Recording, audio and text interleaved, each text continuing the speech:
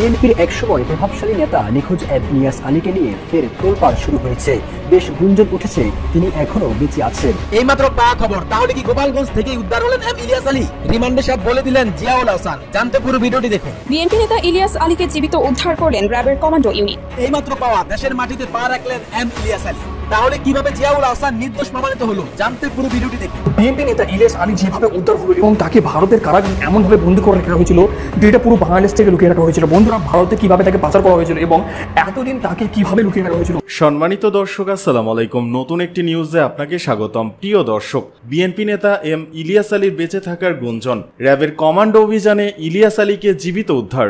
অবশেষে সন্ধান মিলল স্বৈরাচার শেখ হাসিনার আমলে গুম হওয়া বিএনপি নেতা ইলিয়াস আলীর। হাসিনার নির্দেশেই তাকে গুম করে জিয়াউল হাসানের নেতৃত্বে কিলিং স্কোয়াড। অবশেষে বেরিয়ে এলো থলের বিড়াল। বিএনপি নেতা ইলিয়াস আলীকে জীবিত উদ্ধারের ঘটনা ও প্রেক্ষাপট নিয়ে করা আমাদের আজকের ভিডিওতে অত্যন্ত গুরুত্বপূর্ণ তথ্য শেয়ার করা হয়েছে।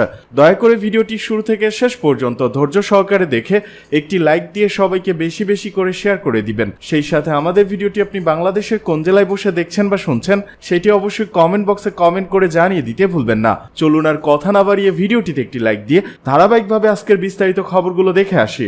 গোপন বন্দিশালা। সারা দেশে এমন 16টি বন্দিশালার খোঁজ পেয়েছে গুম সংক্রান্ত তদন্ত কমিশন। র্যাব 1-এর হাসপাতাল আর সদর দপ্তরে গ্লাস হাউস বা ক্লিনিক কোড নেমে রাখা হতো গুমের শিকারভুক্ত। বাংলাদেশের রাজনৈতিক ইতিহাসে সবচেয়ে আলোচিত ও রহস্যময় গুম কাণ্ডের অবসান ঘটল আজ। 2012 সালে রাজধানী ঢাকার বনানী এলাকা থেকে নিখোঁজ হয়ে যাওয়া বিএনপি নেতা ও সাবেক সংসদ সদস্য মোহাম্মদ ইলিয়াস আলীকে র্যাবের একটি বিশেষ কমান্ডো ইউনিট জীবিত অবস্থায় উদ্ধার করেছে। খুলনার প্রত্যন্ত দিঘলিয়া উপজেলার চরের মধ্যভাগে অবস্থিত একটি পরিত্যক্ত চিনিকলের ভূগর্ভস্থ ঘর থেকে তাকে উদ্ধার করা হয়। ঘটনাটি জানাজানি হতেই দেশজুড়ে চাঞ্চল্যের সৃষ্টি হয়েছে। বিএনপির পক্ষ থেকে একে রাষ্ট্রীয় গুমের স্বীকৃতি বলে আখ্যায়িত করা হয়েছে। র্যাব 7-এর গোয়েন্দা বিভাগের কাছে গোপন তথ্য আসে যে খুলনার সীমান্তবর্তী অঞ্চলে একটি পুরোনো কারখানার ভেতরে অনেকদিন ধরে অজ্ঞাত এক বন্দীকে আটকে রাখা হয়েছে। এরপর র্যাবের হেডকোয়ার্টার থেকে অনুমোদন নিয়ে অপারেশন রিভাইভ নামের একটি বিশেষ উদ্ধার অভিযান শুরু করা হয়। রাত 1:30 শুরু হয় অপারেশন। কমান্ডো ইউনিট 16 জন সদস্য নিয়ে পুরো এলাকা ঘিরে ফেলে। আধুনিক থার্মাল ক্যামেরা, হিট সেন্সর ও মাটির নিচে অনুসন্ধান করার যন্ত্র ব্যবহার করে অবশেষে ভোর 5:45 আবিষ্কৃত হয় একটি গোপন সুড়ঙ্গ। সেই সুড়ঙ্গের নিচে পাওয়া যায় একটি আধাবদ্ধ কক্ষ, যেখানে অসুস্থ, দুর্বল কিন্তু জীবিত অবস্থায় পাওয়া যায় মোহাম্মদ ইলিয়াস আলীকে। উদ্ধারের সময় ইলিয়াস আলীর শরীরে কাঁপুনি ছিল, চোখ মেলে তাকানোর শক্তি খুব সামান্য, দাড়ি চুল বাড়ানো, পোশাক জীর্ণ, সঙ্গে একটি ছোট নোটবুক যাতে কিছু নাম ও শব্দ লেখা, যা হতে পারে ভবিষ্যতের তদন্তের মূল সূত্র। র্যাব সদস্যরা প্রথমে তাকে খুলনা মেডিকেল কলেজ হাসপাতালে নিয়ে যায়। সেখানকার চিকিৎসকরা জানান তিনি দীর্ঘ সময় অপুষ্টি, দুশ্চিন্তা এবং একাকিত্বে ভুগেছেন, তীব্র ট্রমার মধ্যে ছিলেন। তবে আসার কথা, মানসিকভাবে তিনি এখনো অনেক কিছু স্মরণ করতে পারছেন। পরে তাকে ঢাকার CMH-এ স্থানান্তর করা হয়। 13 বছর ধরে নিখোঁজ থাকা একজন রাজনৈতিক ব্যক্তিত্বকে এমন গোপন জায়গা থেকে জীবিত উদ্ধার হওয়া শুধুই একটি দুর্ঘটনা বলে মেনে নিতে নারাজ রাজনৈতিক বিশ্লেষকরা।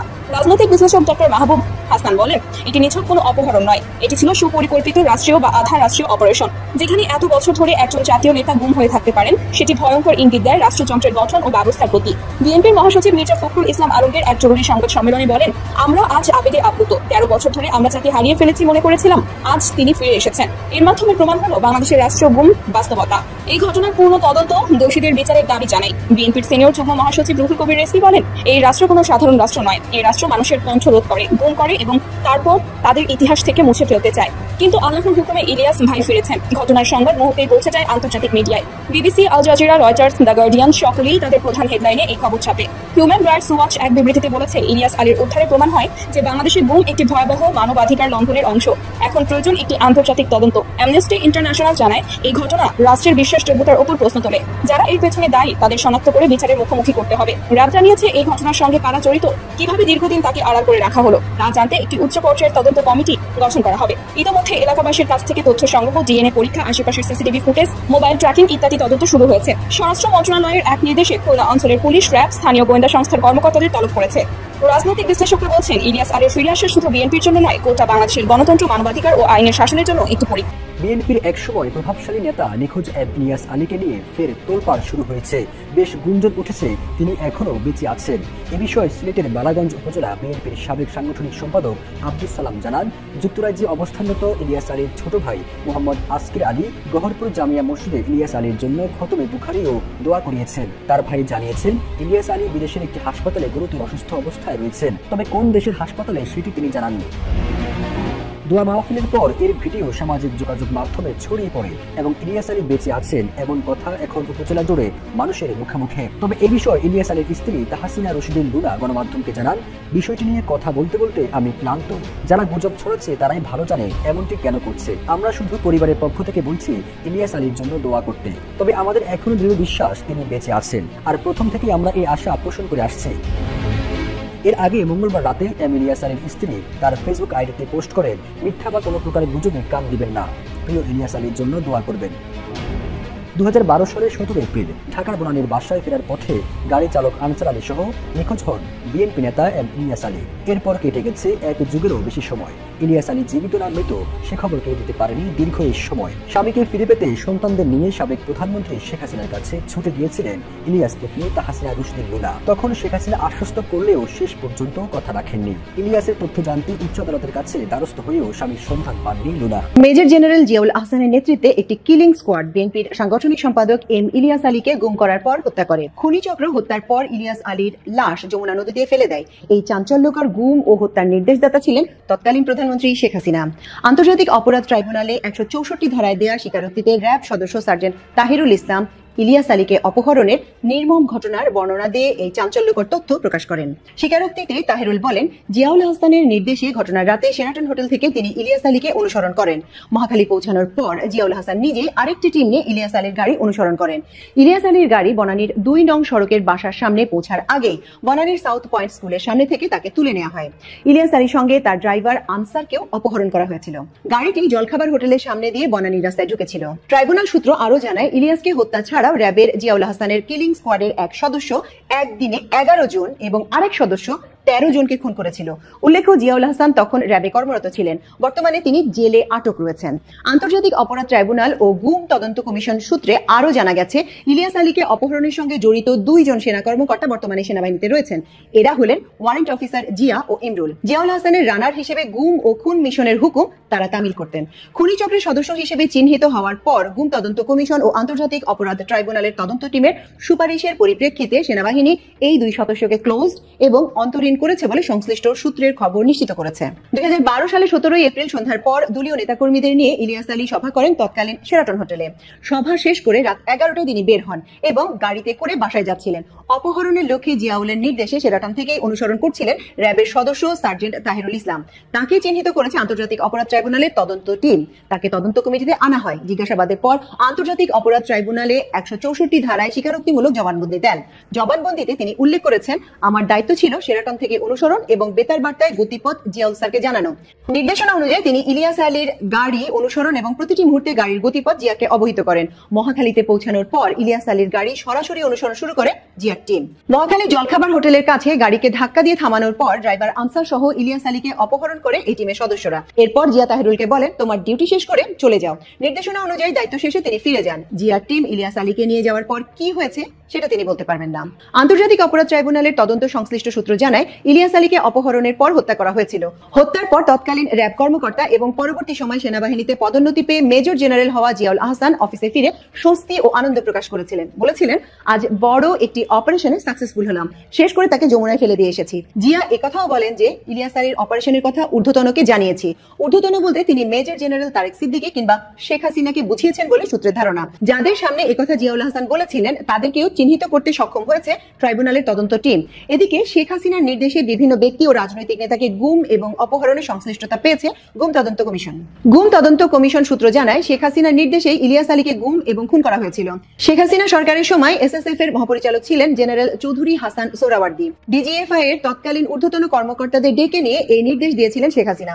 অথচ পরবর্তী সময় ইলিয়াস আলীর স্ত্রীকে ডেকে এনে নাটকও করেছিলেন। পুরাতন শাড়ি পরে জড়িয়ে ধরেছিলেন ইলিয়াস আলীর স্ত্রী ও কন্যাকে। এ সময় ইলিয়াস আলীর স্ত্রীকে শেখ হাসিনা জানিয়েছিলেন, বিএনপি চেয়ারপারসন বেগম খালেদা জিয়ার নির্দেশে অপহরণ করা হয়েছে। অভ্যন্তরীণ রাজনৈতিক বিরোধের জের হিসেবে এটা করা হয়েছে বলে ইলিয়াস আলীর স্ত্রীকে অবহিত করেছিলেন শেখ হাসিনা। এদিকে গুম কমিশনের প্রাথমিক রিপোর্টেও উল্লেখ করা হয়েছে, অনেক গুমের ঘটনা শেখ হাসিনার নির্দেশে হয়েছিল। এই বিষয়ে ডিজিএফআই এর সাবেক একাধিক মহাপরিচালক গুম কমিশনের জিজ্ঞাসাবাদেও একথা স্বীকার করেছেন। আন্তর্জাতিক অপরাধ ট্রাইব্যুনালের সংশ্লিষ্ট সূত্র জানায়, ইলিয়াস আলী ও ড্রাইভার আনসারকে গুমের বিষয়টি আন্তর্জাতিক অপরাধ ট্রাইব্যুনালের তদন্তের অধীনে রয়েছে। পাশাপাশি গুম কমিশনও তদন্ত করছে। সূত্র জানায়, ইলিয়াস আলী আর বেঁচে নেই তা অনেকটা নিশ্চিত। আগামী মার্চের শেষ দিকে গুম তদন্ত কমিশন আরো একটি রিপোর্ট জমা দেবে সরকারকে। গুম কমিশনের চেয়ারম্যান বিচারপতি মইনুল ইসলাম চৌধুরীর সঙ্গে কথা হয়েছিল এই প্রতিবেদকের। ইলিয়াস আলী প্রসঙ্গে জানতে চাইলে তিনি বলেন, ফিরে আসার সম্ভাবনা একেবারেই ক্ষীণ। ইলিয়াস আলীকে অপহরণের ক্লু পাওয়া গেছে এবং এ বিষয়ে আরো তদন্ত অব্যাহত রয়েছে। ট্রাইব্যুনালের চিফ প্রসিকিউটর অ্যাডভোকেট তাজুল ইসলামের কাছে ইলিয়াস আলী প্রসঙ্গে জানতে চাইলে তিনি বলেন, তদন্ত অনেক দূরে গিয়েছে। ঘটনার সঙ্গে সংশ্লিষ্ট একাধিক ব্যক্তিকে চিহ্নিত করা সম্ভব হয়েছে। পুরোপুরি তদন্ত শেষ হলে খোলাসা হওয়া যাবে। ইলিয়াস আলীকে অপহরণের পর গুম করার প্রতিবাদে সারা দেশে বিক্ষোভ হয়। বিএনপি হরতালের ঘোষণা করলে স্বতঃস্ফূর্ত হরতাল পালিত হয় ইলিয়াস আলীকে ফেরতের দাবিতে। সিলেটে তুমুল বিক্ষোভ দমনে গুলিও চালিয়েছিল পুলিশ। পুলিশের গুলিতে বিশ্বনাথে ইলিয়াস আলী নির্বাচনী এলাকায় 7 জন নিহত হয়েছিল। তখনই আওয়ামী লীগের তৎকালীন সাধারণ সম্পাদক সৈয়দ আশরাফ এক বক্তব্যে উপহাস করে বলেছিলেন, বেগম খালেদা জিয়ার শাড়ির আঁচলে ইলিয়াস আলী লুকিয়ে আছেন। এদিকে ঘটনার 4 দিন পর র‍্যাব সদর দপ্তরে মোশতাক নামে এক কর্মকর্তা ইলিয়াস আলীর স্ত্রীর সঙ্গে যোগাযোগ করেন। ফোন করে শোনান আশার বাণী। এই র‍্যাব কর্মকর্তা জানান, আমাদের কাছে ইনফরমেশন আছে, উনাকে পাওয়া যেতে পারে, আপনারা প্রিপারেশন রাখেন। এরপর ওই র‍্যাব কর্মকর্তা আরো একদিন ফোন করে একই কথা শোনান। এর কিছুদিন পর ইলিয়াস আলীকে পাওয়ার আশার বেলুন ফুটো করে দেন ওই র‍্যাব কর্মকর্তা। তার সঙ্গে যোগাযোগ করলে পরিবারের সদস্যদের জানান যে ইনফরমেশনটা ছিল সেটা এখন আর নেই। এই বিষয়ে আর কিছু বলতে পারছেন না বলে জানিয়ে দেন তিনি। কয়েকদিন পর জনৈক এক ব্যক্তি ফোন করে ইলিয়াস আলীর স্ত্রীকে জানান, ইলিয়াস আলী জীবিত আছেন, আপনি ইচ্ছা করলে প্রধানমন্ত্রীর সঙ্গে সাক্ষাৎ করতে পারেন। কিভাবে সাক্ষাৎ করা যায় সেটাও তিনি বলে দেন। স্বামী সন্ধান পেতে পরদিনই প্রধানমন্ত্রীর সাক্ষাতের সুযোগ চেয়ে আবেদন করে পরিবার, অনুমতিও মেলে। 2 পুত্র ও শিশুকন্যাকে গণভবনে ডাকেন শেখ হাসিনা। তার সন্তানদের মাথায় হাত বুলিয়ে সান্ত্বনাও দেন। শেখ হাসিনার সঙ্গে সাক্ষাতের কিছুদিন পর গাজীপুরের পুবাইল থেকে ইলিয়াস আলীর স্ত্রীর মোবাইলে আরো একটি ফোন আসে। এক নারী ফোন করে জানান, ইলিয়াস আলীকে পাওয়া যেতে পারে, দ্রুত পুবাইলে আসেন। বেশ কয়েকজন দলীয় নেতা এবং র‍্যাব কর্মকর্তা মোশতাক সহ দ্রুত পুবাইলে যায় পরিবার। সেখানে যাওয়ার পর স্থানীয়রা জানান, একজন লোককে মাইক্রোবাসে করে সরিয়ে নেওয়া হয়েছে। এরপর তার স্ত্রীর কাছে আরো একটি উড়ো খবর আসে, মৌলভীবাজারের কুলাউড়া সীমান্তে ইলিয়াস আলীকে ফিরে পাওয়া যেতে পারে। সেখানে র‍্যাব অভিযান চালায়। পরে ইলিয়াস আলীর পরিবার জানতে পারে বিভ্রান্ত করতে এমন খবর রটানো হচ্ছে।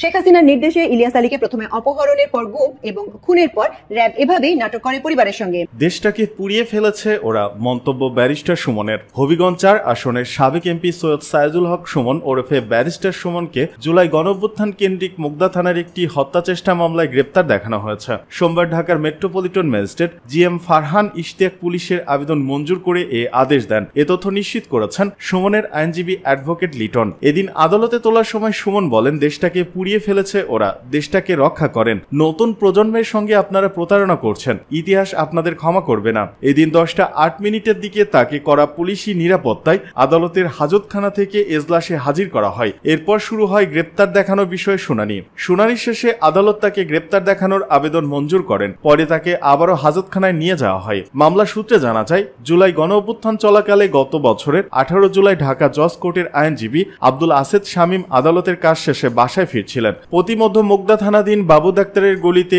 আসামির ছোড়া রাবার বুলেট তার হাতে, কপালে, বুকে, চোয়ালে ও পেটে লাগে। পরে চিকিৎসা নিয়ে সুস্থ হন তিনি। এ ঘটনায় গত 1 সেপ্টেম্বর সাবেক প্রধানমন্ত্রী শেখ হাসিনা সহ 51 জনকে এজাহার নামীয় আসামি করে মুগদা থানায় মামলা করেন ভুক্তভোগী আব্দুল আসেদ। মামলায় সাইদুল হক সুমন 25 নম্বর এজাহার নামীয় আসামি। গত 21 অক্টোবর দিবাগত রাত 1টার দিকে রাজধানী মিরপুর এলাকা থেকে সৈয়দ সাইদুল হক সুমনকে গ্রেপ্তার করা হয়। পরদিন যুবদল নেতা ও মিরপুরের বাঙ্গালিয়ানা ভোজের সরকারি বাবুর্চি হৃদয় মিয়াকে হত্যা চেষ্টার মামলায় তার 5 দিনের রিমান্ড মঞ্জুর করেন আদালত।